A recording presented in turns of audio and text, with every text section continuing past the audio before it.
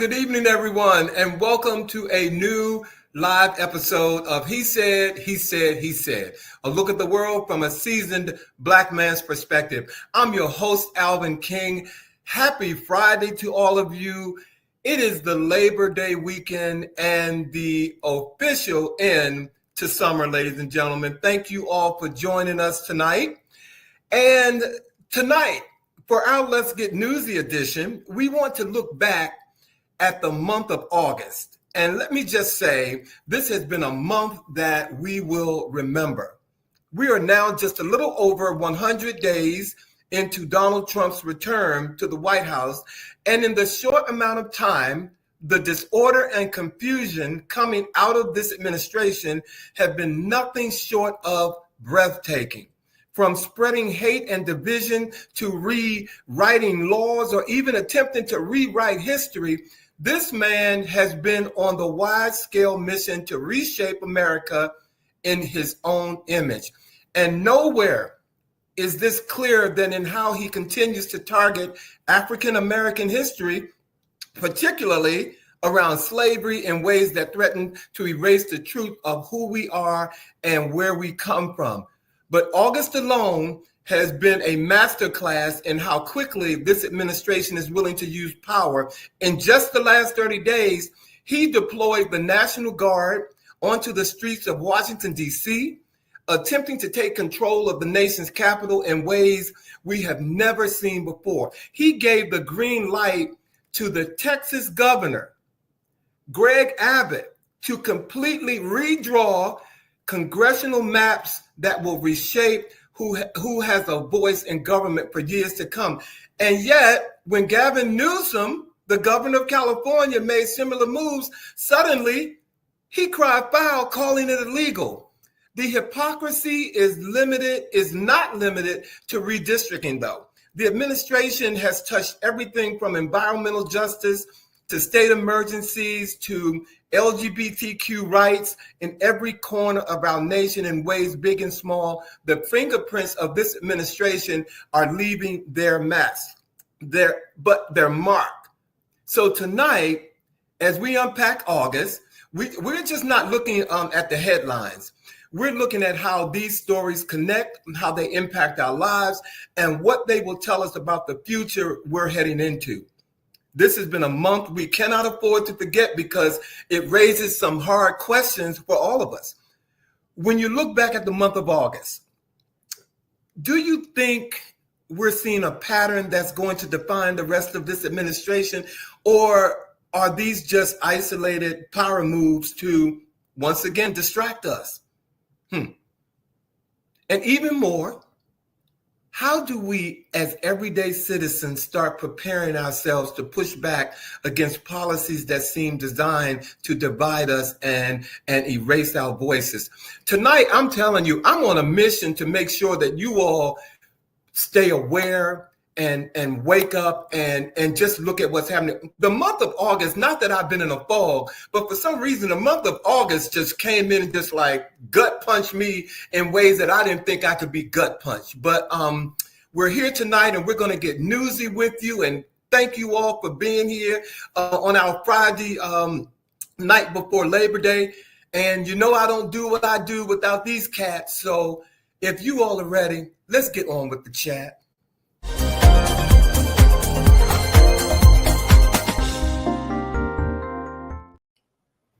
It's Labor Day. It's Labor Day. It's Labor Day in D.C. Where you at? Where you at? Labor Day, but unfortunately, some people will still be working, which is the sin of the holiday. Oh, some people will still be working. Yes. I think somebody must be him because he seems. You sound a little bitter. Okay, are you? Is it you? I'm off Labor Day, but I think it's a sin that everyone isn't off on Labor Day. Well, somebody got to do it. Okay, Sean. I got no comment. I'm in education. I'm off, so I'm going to leave it at that. Okay, look, first of all, happy Labor Day to some of our viewers. Monica, Kendall, Michelle, Bowie, Sean, yes. Dr. Tool, Alma is here. Jesus Christ. George is here. Alma's here. Welcome. Hey, Kendall. Hey, everybody. Welcome to the show. Happy Labor Day to all of you. Happy Labor Day weekend. Okay. And Dr. Tools, I'm sorry, can we say that she says she's so excited for this episode, glad to be talking truth. Well, we're gonna try. We one way or another. But thank you all for being here tonight. Thank you. Thank you. I'm going to get us kicked off this evening with a story that's very personal to me. As you all know, I am a very, very proud Howard University graduate. Yes, and you know, exactly. You know, ain't you know. But there's a little bit of stuff going on down the hill from us right now. Some of you may know, and in the surprising announcement, the Howard University president, Ben Vinson, is stepping down after just 2 years. His departure comes at an extremely unusual time. If you're in education, you certainly know that the start of the school year is not a time when people, you know, just step down. They may announce that they're going to be leaving in a time moving forward, but they don't just immediately step down. Board President Leslie Hale said, "We understand that this news may be surprising to some coming at the start of the year." And President Vinson's statement said, "As we stand on this threshold of this new academic year, I am filled with optimism and hope for what lies ahead. And let us continue to embrace the spirit of Howard University." This was part of his statement in leaving. And as I said, he's only been president for 2 years. Now, his presidency has been marked with some controversy around things like housing and some billing situations and so forth. So knowing some families personally, I should say, who are parents of Howard students right now, I have heard directly from them some of the challenges that they have faced. Now, again, it's been a minute or two since I was at Howard University. Some of those things were certainly, they resonated with me because I remember having difficulties around certain aspects of my experience there. It did not take away from the overall experience, but one would certainly think that these are things that should be addressed certainly at this time. What's also really interesting and important is that he will be replaced on an interim basis by the former President Wayne Frederick, who was the president who left just before he came back. And part of me as an educator certainly says that is based upon the fact that the last thing they need right now, given that their president has stepped down at the beginning of the school year, is someone who needs to come in and try to learn the university and all of that. Right. President Frederick had a long and I think relatively successful history as president there. And so it makes sense to at least have him come back in order to allow for some continuity. But how long he will remain as interim president has not been announced, but it certainly is an interesting issue and one that I hope that they'll get settled sooner than later. I do have one question. Yes. With that, how did they get here? Do you know, Bobby? How did Howard get here with all this chaos with the housing? And it seemed to happen right when the students were getting ready to come back to school. And some of them have even taken out GoFundMe pages. Wow. To pay for this.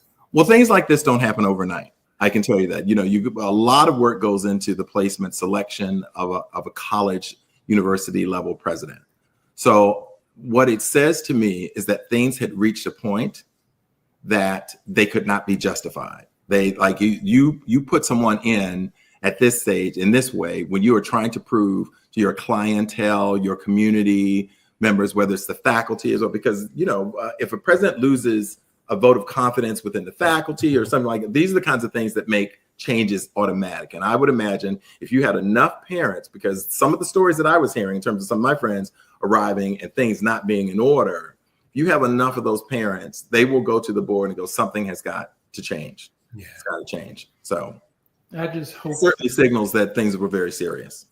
I just hope that whatever happens at Howard University doesn't end up being a repeat of what we saw at FAMU, Florida A&M University. Mm-hmm. Where, they had a big to-do regarding their president, and a conservative was put in place. And things haven't been good down there since then, but that's well, these things are, you know, what you have to do is make change that maintains a sense of trust and confidence in a college or university. And, you know, the Howard, and I'm not saying it because I went there, but, you know, it's always been seen as one of the premier HBCUs in the nation. So the eyes are constantly on that school to, you know, to kind of set the bar. And when you've got schools, let's face it, let's look at some of these schools like Morehouse and Spelman and Lincoln. I mean, there are other HBCUs out there, Florida A&M, that, you know, that have in the past certainly held their own and been able to really keep that expectation and that level of expectation high. So I think they had to do this. It's unfortunate, but I think they had to do it in order to maintain confidence. Wow. Get through it, Howard. Thank you. I wish nothing but the best for Howard.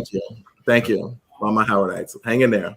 Yes. So for this next story, I think this is something that's going to impact all of us down the road eventually. So I have been following with Gavin Newsom, who is now the governor of California for quite some time, probably about 25 years when he first became mayor of San Francisco.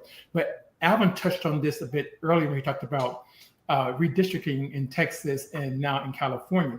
So this is from the Public Policy Institute of California. This is what they are writing. Redistricting has once again emerged on the national agenda well before its normal return at the beginning of each decade. Of course, we know this is after we have a census. So we haven't had a census, of course, since 2020. So this redistricting is really out of order. Needless to say, Texas Republicans are planning to withdraw their congressional districts to add 5 more seats for their party, and California Democrats want to respond with 5 more for their side.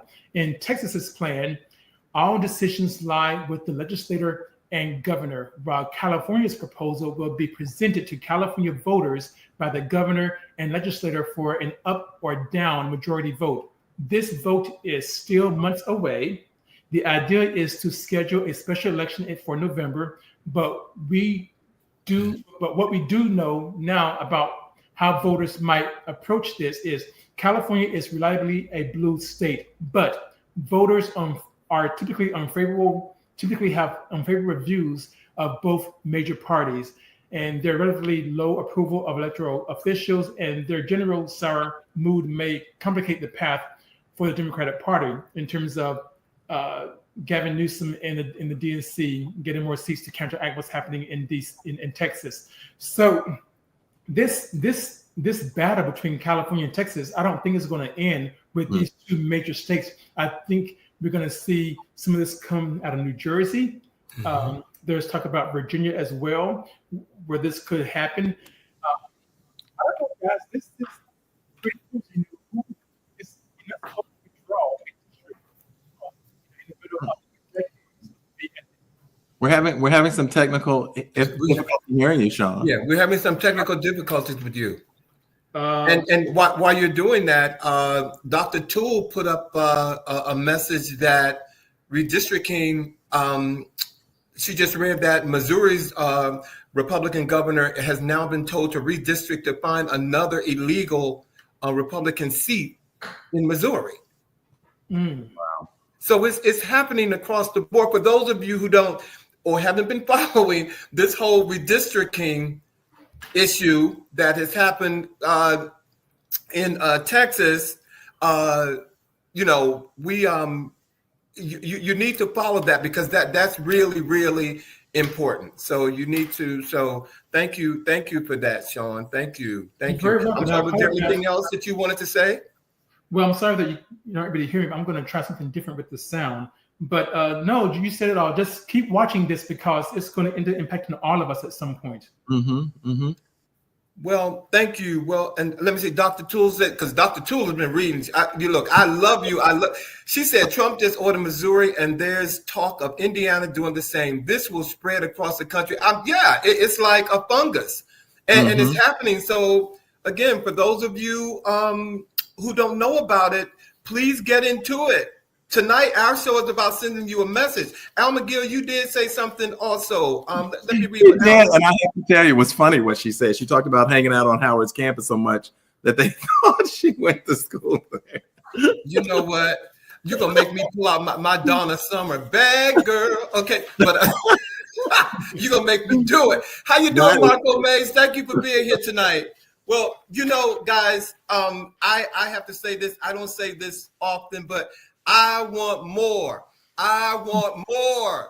I want more. More. I'm talking about Wes Moore, ladies and gentlemen. Okay, I'm talking about Wes Moore. Okay, Governor of Baltimore. Okay.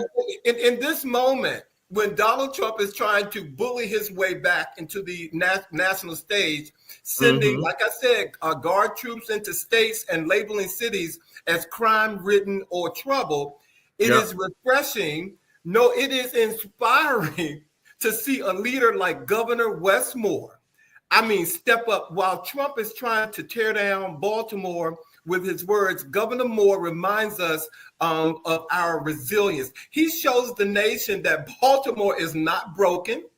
Baltimore is strong, and it is hopeful, and it is proud. And let me be clear. The Orange Man has even tried to spread lies saying that Governor Wes Moore, put that face up, Governor Moore, Governor Wes Moore once called him a great guy. That somehow Wes Moore is in his corner, but that is absolutely not true, ladies and gentlemen. Okay, Governor Moore has shown with dignity and strength that he will never bend to Trump's bullying. He stands firm, not with anger, but with truth.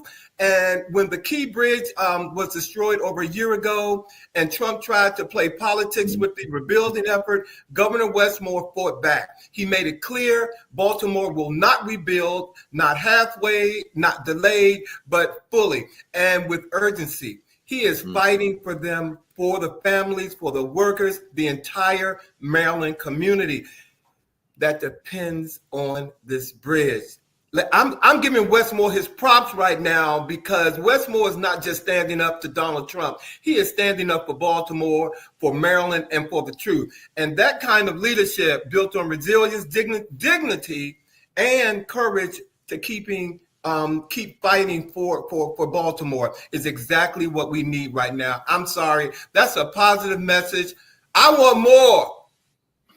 Well, you're going to get more, Mr. Wes Moore, and he's taking note from Gavin Newsom, and we just need more Democrats to do the same thing. We need more Democrats to follow Wes Moore. We need more Democrats to follow Gavin Newsom, and we need these people to actually not be afraid of what this man's going to threaten. And I'm going to get into later on some things regarding Justice 40 and FEMA in terms of Wes Moore, but I'm going to say that for later. But we need to start fighting fire with fire. And right now, only two men are doing that, Governor Wes Moore and Governor Gavin Newsom. Well, you're up. You might as well get into the boys. We got you here now. You didn't brought it up, Sean, so you might as well go ahead and get into it. Okay. Well, you might as well. Okay. Well, this story, of course, is about FEMA. I'm sorry, about the federal government, Trump, that is. He's cutting federal support for environmental justice. So let me read you something here that I thought was very, very interesting regarding what he's doing. So he's cutting an initiative that was signed by Joe Biden, an executive order called 14008. And this initiative basically was to give money to help mitigate environmental injustices in communities across the country, including communities of color. Okay, and let me first say this. Okay, so for the first time in our nation's history, the federal government has made it a goal that 40% of the overall benefits of certain federal climate, clean energy, affordable and sustainable housing, and other investments flow to disadvantaged communities that are marginalized by underinvestment and overburdened by pollution. President Biden made this historic commitment when he signed Executive Order 14008 on tracking the climate crisis at home and abroad within days of taking office. To continue delivering on his environmental justice vision, President Biden signed Executive Order 14096 on revising our nation's commitment to environmental justice for all in April 2023. Now we have this initiative being overturned by Donald Trump. What I want to mention earlier regarding Wes Moore is that we all remember that in Western Maryland, where you have a lot of Donald Trump supporters, there was a flood, and people are still wondering about getting help from the federal government, and it's not happening. But closer to home, a lot of people were looking at putting solar panels on their homes. DC has a program that will allow you to get solar panels for free. That program which was part of this initiative, is coming to an end. Mm-hmm. So if you were planning to put solar panels on your home because of to save energy, to give back to the environment in terms of some clean energy, then you might want to look at this now because, like I said, this has been cut, and Justice for the initiative is going away for the most part because it's Orange Man, and we're going to be suffering in terms of these programs like free panels or environmental justice in Black neighborhoods, or in Arizona dealing with the heat wave in indigenous communities. So it's not good all the way around. Mm-hmm. Well, and our environment, I mean, there was a time in my life, I'm going to be honest with you, where I'm going to honestly say, I'm sorry, I could care less about having a discussion about the environment. You know what I'm saying? There was a moment in my life that it just wasn't important. But over these last 20 years, we have seen the importance of having funding for our environment to protect it. And that's something that's impacting all of us. So it's really kind of hard for me, again, another gut punch, that they think that when we have these issues or there's no funding to protect us from certain environmental issues, that it doesn't affect them. Let me bring this closer to home for you all. We all live in Washington, D.C., and there have been many studies now to show that those folks who live in Wards 7 and 8 in Washington, D.C., which is across the river, when it comes to the temperature, the weather in that part of the city compared to Northwest DC, it's hotter across the river. Okay, and why is that? Because they don't have the environmental financial support they needed to do things like keeping neighborhoods cooler with trees or better sidewalks or water runoff. So this stuff is real. It is very real. There was a reason that the Environmental Protection Agency was developed, and it was certainly one of the first agencies that saw some really swift budget cuts with this current administration that seems to have very little belief in issues of climate change at all. Protecting water and air and all those things has never been more important. And when we see the types of weather catastrophes that we've been facing, whether it be the wildfires, the torrential downpours and floods and so forth, the melting of ice glaciers in places where ice has been solid for hundreds and hundreds and hundreds of years, it's very serious and it's very real and it's very scary, as you both have pointed out, because we have leadership right now, including when it comes to our own personal health, not just the health of the environment, but our own health, that really just does not seem to believe and trust in science. Yeah. Well, I see that we have, first of all, I've never seen this person. And first of all, I love the name, the Big Cheese. I don't know who you are, but welcome, the Big Cheese. I've never seen you, but the Big Cheese made a comment about Governor Wes Moore, that he said, Big Cheese said, Big Cheese, I want to make sure I get it right because I don't know you. She. Big Cheese. Big Cheese, but we love Big Cheese. Governor Moore is going to lose a critical mass of Black voters because he is against reparations, tangibles, and Black anti-hate crime bills, specifically for FBA only, no reparations, no vote. Okay. Thank you. But he's not. But I mean, again, I don't know the full story, but I don't think he's against reparations. He was against a study, another study on reparations. That's what he actually vetoed. Okay, thank you. We'll clarify in the future. All right, thank you. He said, Big Cheese. I just want you to know that. And Dr. Toole said they are anti-science in every way, be it warming of our oceans or huge deadly storms, vaccines, medicines, and research funding. Watch out for the Big Cheese. Trust. Dr. Toole must know something we don't know about the Big Cheese.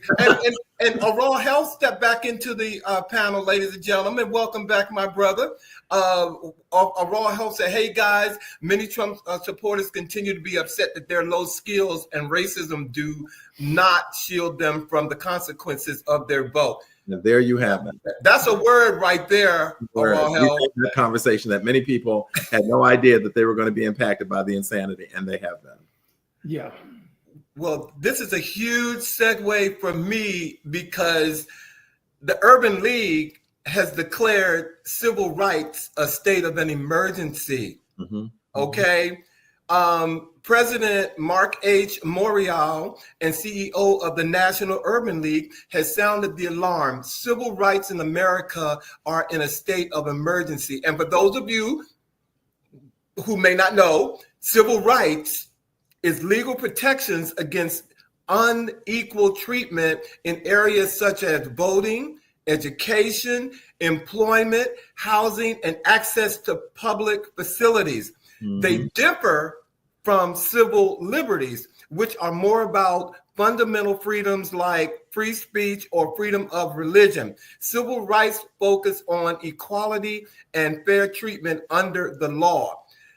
According to the Urban League, this is not rhetoric. It is a somber warning that the protection so many fought and bled for are now under attack. Mm-hmm. Urban League has documented how key federal agencies, education, housing and development, health and human services, Department of Justice, even the Commerce Department are being reshaped to roll back equity. Programs designed to open doors to protect opportunity to ensure fairness are now being dismantled piece by piece. And let me be clear once again, this is not accidental or by happenstance. This is all part of a deliberate strategy to divide marginalized groups, to pit communities against one another, and to create exclusion where inclusion once stood. Decades of hard-earned progress are being undone. The National Urban League is saying it's not business as usual. This is an emergency. Civil rights are not slipping. They are being pushed backwards. And when civil rights are weakened for one community, they are weakened for all of us. So I've said I was going to do this all night long if I get an opportunity. What we need to know is this. The future of equity, justice, and opportunity in America depends on our awareness and our action. The state of emergency declared by the Urban League is not just a warning. It's a call to every citizen, to you and to me, because if we do not resist, if we do not fight back, like was it Vogue is doing? Is that Vogue you said, Sean? Is not going to don't want to put Vanity Fair. Vanity Fair. Yeah. And I'll tell you about that in a few minutes, ladies and gentlemen. The decades of struggle, sacrifice, and progress will vanish right before our eyes. So the question is, what are we going to do about it? Well, what I'm happy to see in terms of what folks are doing here in DC, and this is what I'm about to say is partly due to white privilege. What I'm seeing across social media throughout here in DC is that white people are able to say and do some things in terms of fighting back against the federal task force that I'm afraid that some of us as black folks can't do. For example, the young white man that threw the Subway sandwich at one of the task force officers. Great. He was arrested, but the jury was like, get this out of here. This is not even worth the case. They refused to indict him. Refused to. They refused, exactly. And there's other videos of white men and women cursing out these federal officers, and I would love to do that. I would love to go in the face of these officers and say, "Hey, shame on you! Because when this is over, you should be arrested. You should be put in jail." But I can't say that because I'm not a white man, but I'm happy to see that white men and white women are doing that here in DC. So, Alvin, to your point, maybe that's one thing that people are doing, or more people could do to ensure that civil rights are not taken away for any of us. Mm-hmm. Yeah, I too have seen the social media posts where people have literally, as you said, literally been cursing out, like getting in the face that you should be ashamed of yourself. What are you doing?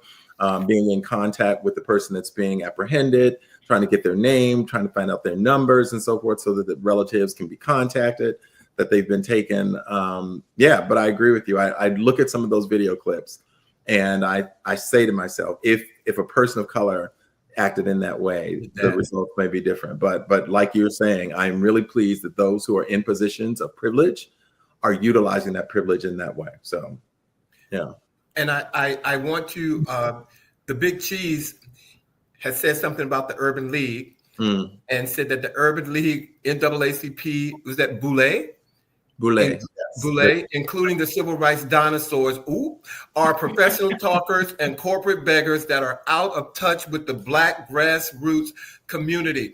The Big Cheese, I'm gonna send you a guest portal link because I don't know who you are, but I need to know who you are because you have triggered some emotions up in here. He definitely has some opinions about something. Some opinions. And Dr. Toole says so true. There are no equality with who is allowed to do what. People who need to put themselves in harm's way on behalf of everyone. And I thank you all because I'm looking for answers. I am definitely looking for answers. Okay.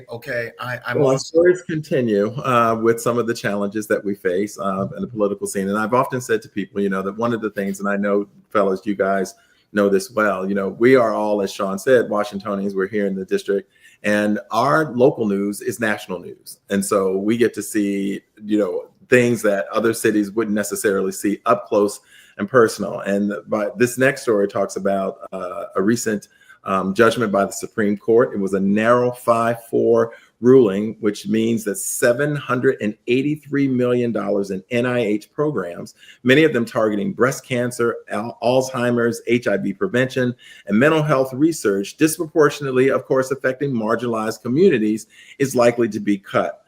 Now, let me go over some information very quickly for you. The administration is implementing substantial cuts to NIH grants, with thousands of research grants, particularly those related to DEI and inclusion. So diversity, equity, and inclusion being terminated, and overall funding reduced by billions of dollars. Now, this action has been challenged in court by several research institutions and states who argue that the cuts violate federal law and will have severe consequences for public health and the biomedical research enterprise. So what do some of the cuts entail very quickly? First and foremost, grant terminations. The NIH has terminated over 1,800 research grants, and the number of new awards is significantly lower compared to previous years. DEI-related cuts. A significant portion of cuts target research related to DEI initiatives, aligning with the administration's priorities of eliminating this. Impact on research fields, which is critically important. Some fields of study, such as research into the health of transgender people, have lost funding altogether. Quickly, the big issue for many people is they feel that these cuts are a violation of federal law. Now, the loss of billions in funding has forced research institutions to lay off staff members and could lead to the closure of many university labs. And plaintiffs who are trying to fight this argue that these cuts will lead to incalculable losses in public health and human life due to the reduced research on critical diseases. And as we said, many of them mentioned disproportionately impacting communities of color and underserved communities. So this is serious. We knew that these cuts were going to have a trickle-down effect, but when they are really directing the research to be able to move health initiatives forward at the National Institute of Health and all of these research labs and programs at colleges and universities that are under target, this is dangerous stuff, people. This is very, very serious. Bobby, this is beyond dangerous. This is pure capitalism. Now, what do I mean? You mentioned cancer. You mentioned Alzheimer's. You mentioned HIV prevention. Okay, what good does it do these organizations, these corporations, when we know that from research with all three of those issues, they're close to cures. They're getting closer. They're close to a cure on HIV. They're close to a cure for Alzheimer's. They're close to a cure on various cancers. So they are purposely, because of capitalism, delaying cures for these ailments. They can make money. To make money. It's shameful. It's sickening. It's shameful. And it's being supported, by an administration, again, that does not believe in science. And certainly understands the implications of these cuts in terms of which communities will be most directly impacted. See, you all are like really, really. First of all, I love you all because you're giving me all kind of segues into my next issue or my next report. There was a time that wasn't so long ago, after George Floyd was murdered, that the world seemed to wake up. And millions took to the streets. Black Lives Matter became a rallying cry for justice, for dignity, and for change. There was solidarity. There was hope, you guys. For a moment, it felt like we were on the cusp of real transformation. But here we are today, and that wave has faltered. Vanity Fair put it bluntly. We are all George Floyd now. Absolutely. Absolutely. And let me say it again. We are all George Floyd now. Because what we're seeing today is not progress. It's backlash. This administration and his allies and their allies are pushing Project 25, and we all know what that is. They want to turn back the clock on diversity, on opportunity, as we've been saying all night, or justice itself. We see DEI programs that are under attack, voting rights are rolled back, and grassroots resistance is still fighting hard. Yes, but let's be honest, they're not winning the way they should be. The ground that was gained in the wake of George Floyd is being chipped away. So the question is, are we all now George Floyd? We feel like it. And with the system, with a system and with a movement, with leaders willing to put their foot, on our, collective neck, denying us air, denying us equity, denying us justice. Because if the answer is yes, that we are feeling like George Floyd, then the next generation is even more urgent. The next question is even more urgent. I'm sorry. What are we going to do about it? That's my message tonight. Yeah, because it's a constant and consistent question almost about every story that we've heard. I want answers, you all, please. And I do. I'm looking for answers. I'm ready to fight. I just don't even. I do things, but I just don't feel like. I feel like that something's on my neck. Yeah. Yeah. Did you see Alma's answer? She echoed the 92%. I personally am participating in the 92% movement, but I have challenged each and every one of my non-brown friends and family to get up and get out to do something. That is what will make a difference. Brown people cannot do it alone. Amen. We're not the only ones affected. And Marco May is my beautiful brother here. He said, this is extremely scary. This has the potential to take every biomedical research back to zero. Right. And can I interject also? Didn't I hear something that Sean, I think I said something the other night in the meeting, Africa, where they have found was it Africa? Yeah, it was South Africa. Actually, South Africa is taunting that they may have a cure for HIV. Now, right now, it's only at a 20% rate. So meaning that when they give people this treatment, 20% so far are being cured from HIV. And that's in South Africa. That's in South Africa, okay. Correct, yeah. And the big cheese. Well, first of all, Rodney Brooks. Rodney said something earlier. He said to make sure that the big cheese. He said, good evening. Let's make sure the big cheese isn't a bot. Bot. A bot. What? I don't know what an AI generated kind of like. Oh no! The big cheese came highly referred by Dr. Toole, Rodney. I think Dr. Toole knows big cheese. Big cheese is not a bot. It's not a bot. Okay. The number one solution to 90% of the problems in the Black community is to close the wealth gap between Black and white Americans by paying FBA reparations for 300 years of slavery. I'm sorry, I don't have a microphone that I can. The big cheese is clearly in support of reparations. I don't have. Yeah. There's no question about that. Clearly. Thank you guys. Yes, thank you, everyone. Well, Alvin, you keep asking what can we do, and I think there's a lot we can do. And so I was in a meeting with Councilmember Zachary Parker the other night, and this same question came up. And we can send letters to our congressmen, to our senators, and we can spread the word to our Facebook friends and Instagram friends, et cetera, and so forth. But over at FEMA, the employees there have done something a bit different. They actually are taking a big risk. So let me tell you what happened here. So this is coming from CNN and News Press Now. The Federal Emergency Management Agency on Tuesday placed several employees on administrative leave effective immediately, just one day after they signed an open letter warning Congress that the Trump administration's sweeping overhaul of the agency could lead to catastrophic failures in disaster response.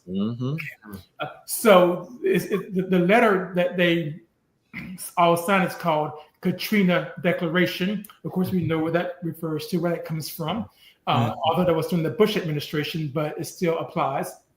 The letter accuses President Donald Trump and Homeland Security Secretary Kristi Noem, whose department oversees FEMA, of undermining the agency's capabilities, ignoring its congressionally mandated authority, and appointing unqualified leadership. The group calls for FEMA to be shielded from political interference and for its workforce to be protected from politically motivated firings. There you go. So an open letter, I think that's a good first step. Okay. See, when you fool around and find out with FEMA, that ain't a good thing. Okay. Yeah. You don't fool around and find out with FEMA. When you start, again, we're talking disasters that some people are still reeling from before this person took office. Western Maryland, I said it earlier, Western Maryland, those folks who overwhelmingly voted for the Orange Man still have not received any kind of federal aid. Okay. And so finally, as we talk about the folks, for instance, in Maryland who've not received federal aid, we want to close this segment of our evening around the ongoing retreat on the part of the administration around diversity, equity, and inclusion in terms of environmental injustice. Now, it's important to know that across the board, this administration's elimination of DEI initiatives and environmental justice efforts, from federal DEI offices to climate resilience planning, has shrunk support structures for underserved communities. And, we don't have to look very far for a number of kind of high profile cases of environmental injustice that support how disproportionately they impact underserved communities. We all remember the Flint water crisis, where a majority Black city had its water supply actually switched to a contaminated source. Or the Louisiana's Cancer Alley, which was where a predominantly Black community lived near a toxic chemical plant. And the number of cancer cases in this community just skyrocketed. And it was clear that the impact of those toxic chemicals were impacting these people. There's no serendipitous decision as to where chemical plants are placed or where they are not placed. There was a conscious decision made in Flint to literally allow people to drink lead-contaminated water. I remember that. That was not coincidental. Yeah. It's not coincidental. And it just adds to the ongoing and long-term history of distrust between communities of color and the medical profession, as well as the government. Again, we've talked about, that famous Tuskegee experiment where people the government was studying how a disease would play out in people of color, actually injecting some of them with the disease to see how it would manifest in the human body.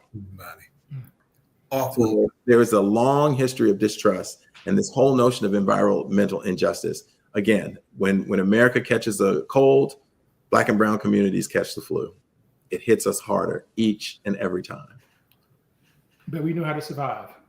Well, ladies and gentlemen, those were, again, we're just giving you some of the gut punching stories that we wanted to talk about that happened in August. Okay, so thank you all. This has just been August, okay?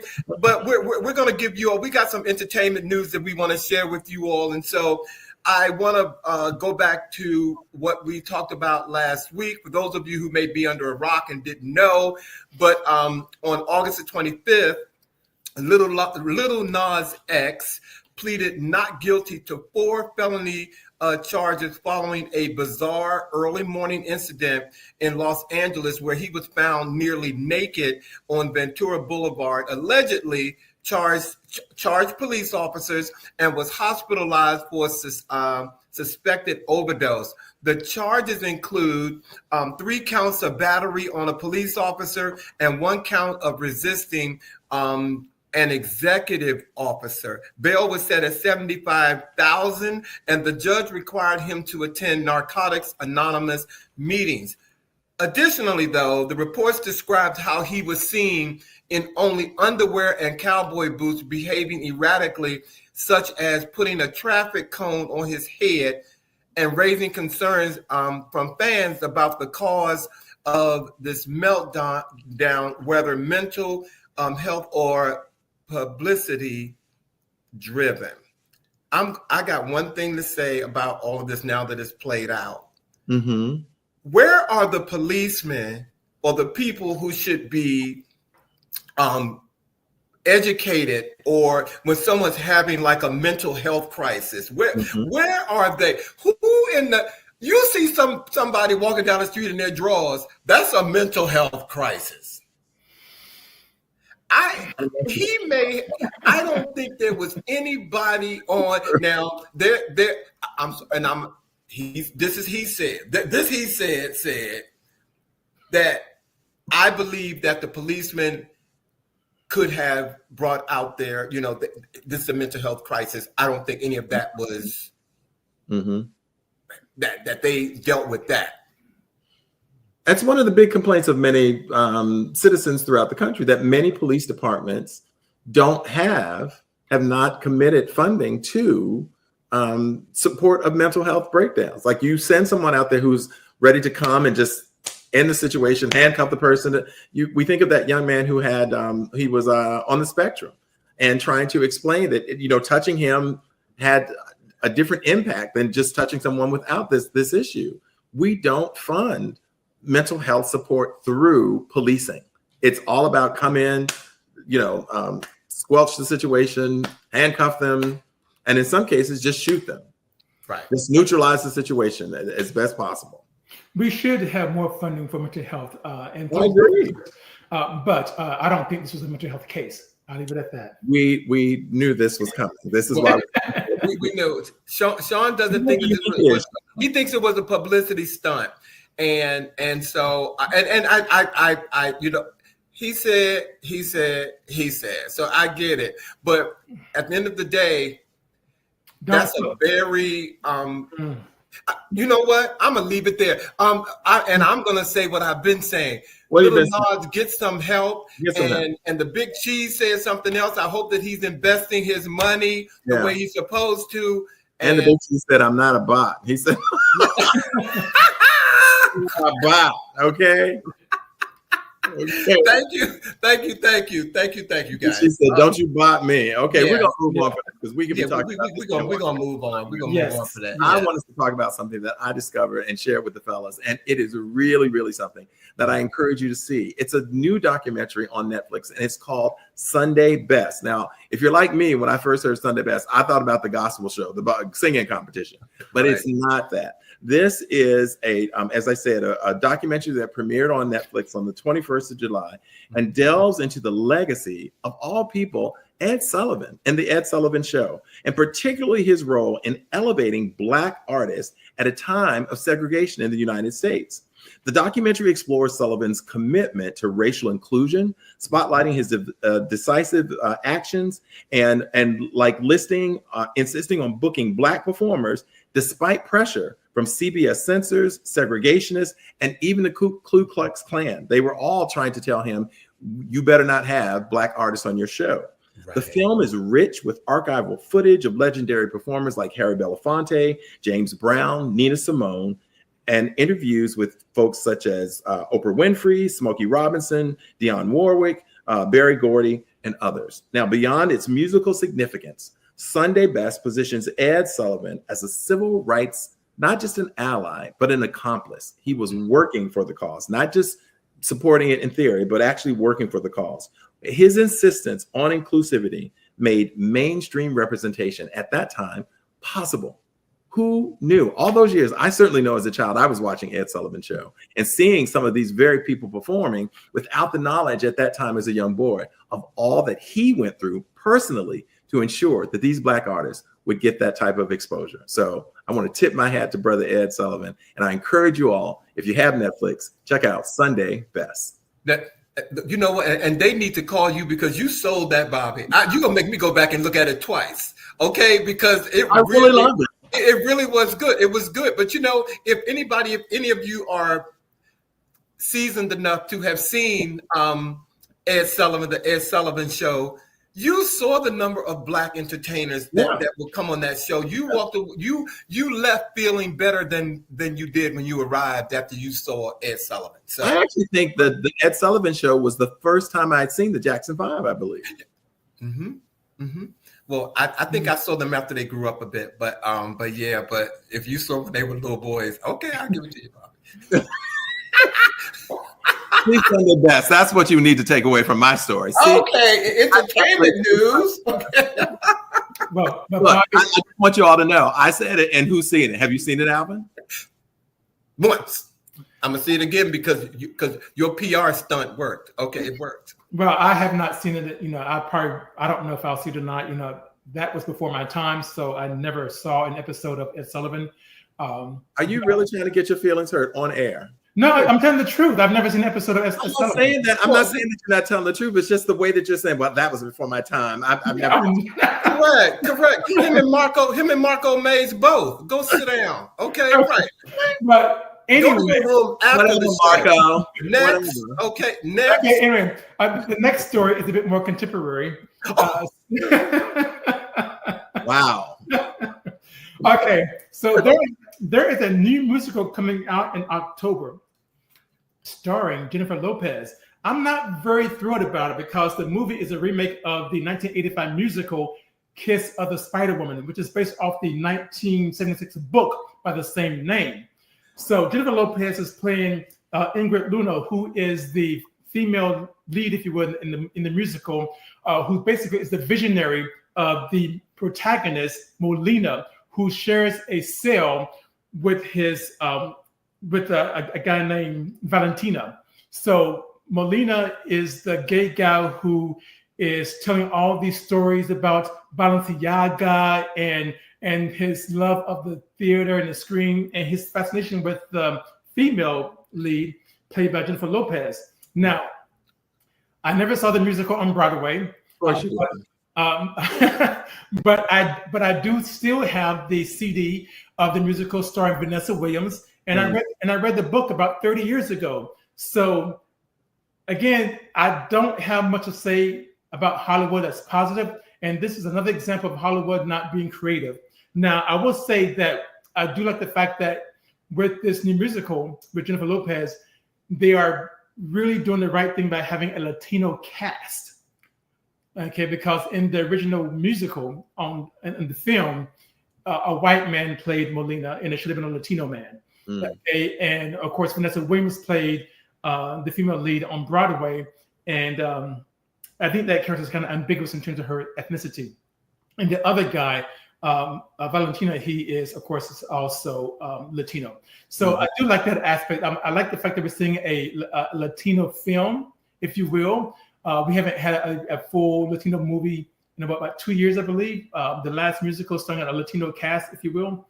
But Jennifer Lopez, can she really sing those songs? I don't know. You'll have to tell me because I sure won't watch her. I promise you I won't. So you all can tell me, but you can't kick a girl with a hustle. So you go ahead. I'll see that. So, you go ahead. So we're gonna say kudos to Jennifer. Yeah. Real quick, I got some. Rodney Bryan says that the Jackson 5 first appeared on the Hollywood Bowl TV show on a Saturday night. They appeared on the Ed Sullivan Show about 2 weeks later. Yes, I remember. Oh, okay. Rodney's probably more seasoned than all of us at this desk tonight. But thank you, Rodney. Wow. I mean seasoned in watching TV. Oh, don't be. Rodney, I love you, Rodney. I want to. The Big Cheese said something. I just want to capture that because he said what I love about Trump. Ooh, hold on. Is honest about his what? His WS. What is that? His word. Help me out, because I'm not good with his WS. I'm going to say wild shit. And views, and he will force the FBA family to get a code and practice gatekeeping our culture and lineage. What? Okay, okay. Y'all heard that, viewers. Y'all just read the Big Cheese comment, so you all could go in there. I got one more piece of entertainment news. If you all need something else to look at, if you haven't seen it already, then The Truth About Jussie Smollett, ladies and gentlemen, on Netflix. Okay, it is also very good. It is very good. It first aired on August the 22nd. It's a 90-minute documentary that revisits the infamous 2019 incident Smollett's reported attacked, the ensuing legal saga, and the media fallout. The highlights from this documentary is that it features interviews with Smollett, the Osundario brothers, if you all know who they are, the police officials, attorneys, and journalists. The film probes inconsistencies in the public narrative and suggests potential law enforcement biases or mistakes. Some of the critics have mixed reactions about it. Myself, I saw it and I walked away feeling like Jussie Smollett wasn't a total liar. That's what I can say. Now, I don't know why anybody would get beat down and grab your sandwich and get it, bring it in the house. I don't know why that sandwich was more important than you getting kicked in your stomach. I want you all to see the documentary because there are some points in there that will make you go, Can I say this?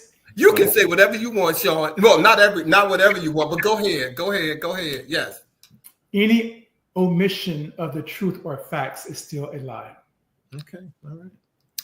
And with that, we're going to move to sports, ladies and gentlemen. Jussie Smollett is what Marco Mays is calling him, and I want you to know that the Big Cheese did clarify. WS stands for white supremacy. Thank you. Okay. Thank you. See, Big Cheese, I love you for being on this show tonight, but I tell you better spell it out, baby. You got to spell it out. Thank you so much. Thank you. Al McGill, what are you saying? You're not going to watch it? She's not watching him either. I do. But she will support and watch his siblings decorating shows. Thank you. Ladies and gentlemen, let me remind you all, we are close to the end of the show, and we're going to go over. So we love that you all are here. And my producer just put in here the W/S means white supremacy, but I saw it later. But I got it now. But here we go. Okay. But we are going to go. You know, I'm so time conscious.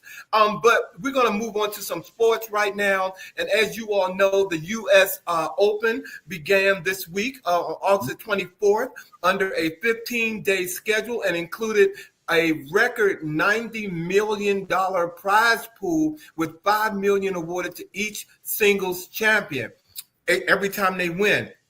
And that beautiful Althea Gibson poster too. But I've been watching the match. But this week it got so spicy, ladies and gentlemen.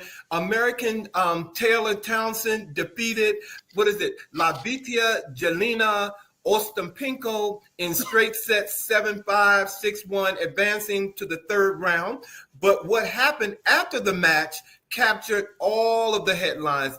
In the post-match handshake, Ostapenko confronted Townsend over a net cord shot that remained in play. She demanded an apology, accusing Townsend of being disrespectful and uneducated and without class. Townsend declined to apologize, defended her conduct, and dismissed suggestions of racial intent, emphasizing she was proud to let her performance speak for itself. The confrontation sparked a heated exchange that went throughout the tennis world, ladies and gentlemen. Question: was Jelena Ostapenko in the right for voicing her anger after the match, or did she cross the line into being a sore loser when Taylor won fair and square? Bobby? I think she demonstrated a level of grace and eloquence that was beyond what her competitor deserved. I appreciate it. I think her outfit said everything that needed to be said. She came on fire, ready to play. She came on fire. Flames were literally in her skirt. Yeah. And as she said, in the end, she let her racket speak for her. If she does not have a class or education, both of which she is educated, and two, she has demonstrated that she does have class. She certainly also has a win. And I want you all to read up on her, please, if you can, if you got some time to read up on her, because the tennis world hasn't really made her feel appreciated because she's shapely, more so than the other tennis players. And her walk to success in playing tennis has been a struggle for her because she hasn't been able to do it because they're looking at her size. Mm-hmm. So, and I think that there's a story in there, but I just wanted to make sure that you know that. I'm looking at her win. But this is not new. We have heard these stories from Venus and Serena Williams. Look at Althea Gibson, who faced all kinds of accusations and name calling as well. One should not be surprised at what some Eastern Europeans say about Black Americans. Mm-hmm. There's a history there. That's all I'm saying. Do your research and you understand what I'm talking about. Mm-hmm. But can we say something positive about the U.S. Open? Yes. Yeah. Well, first of all, that Althea Gibson poster is fabulous. I want to say that. So. Yes. Go ahead. The oldest player at this year's U.S. Open is none other than my favorite tennis player, Venus Williams.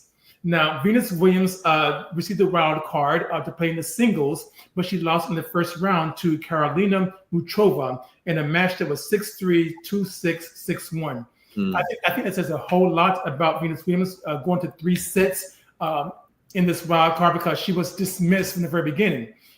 So she lost that first set. She lost that first match in the singles, but after losing, she did receive another wild card to play in doubles. And so she partnered with Leylah Fernandez, who is age 22, and the two of them won their first match at the U.S. Open, and now tomorrow they are playing again.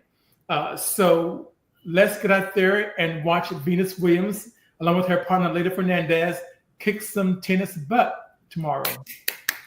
I can't wait. I'm team Venus. I knew he was excited about that story. I know he was. Yes, I was.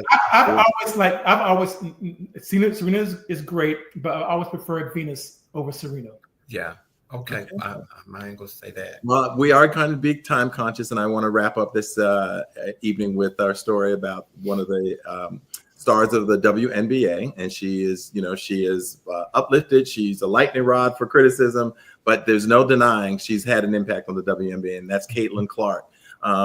She is the star of the Indiana Fever, and she is about to miss, unfortunately, her 17th consecutive game due to a right groin injury. The team will take on the Los Angeles Sparks in a game this evening, and the Fever, who sit in 6th place, are 2 games ahead of the 9th place Sparks with the crowded bottom half of the WNBA playoff picture.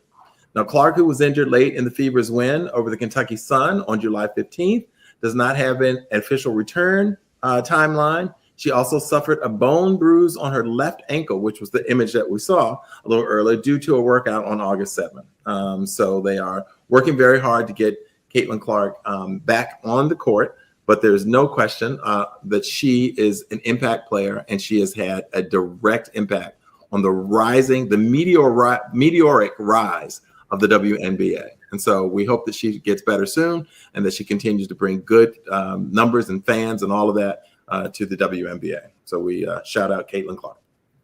And in case you all are wondering, we are very equal opportunity here. Okay, Caitlin Clark has done some.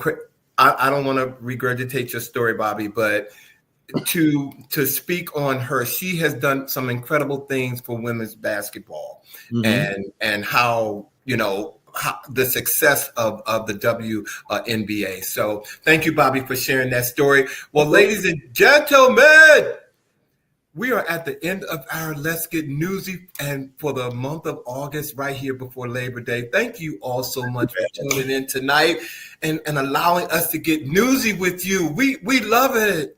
We do. We Hey, really Diane. do. Yes. We really do. Next week, ladies and gentlemen, next week. But this is the countdown begins, because after September 26th, we are going on hiatus.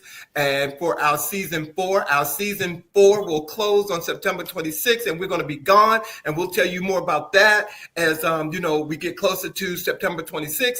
But next Friday, on September 5th, we have with us a show that we've been wanting to do with an organization called Seabury Resources for Aging. And our show next week, Caring with Pride, Navigating Aging in the LGBTQIA plus community.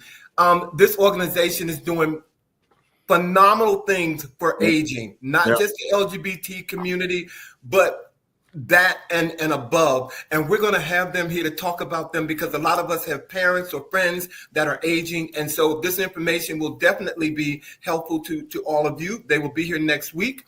And our words of the week this week, thanks to Bobby: if you are silent about your pain, they will kill you and say you enjoyed it.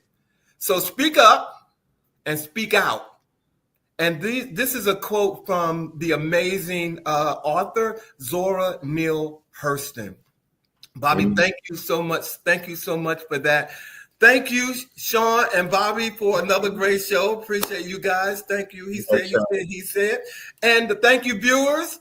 Absolutely. We love your comments and everything you guys put out this week. So, and happy Labor Day weekend, everybody. Have a great weekend, and we'll see you next week on a new live episode of He Said. He said. He said. Y'all be well, okay? Take Have care. a Be great safe weekend. out there. Hey, Diane.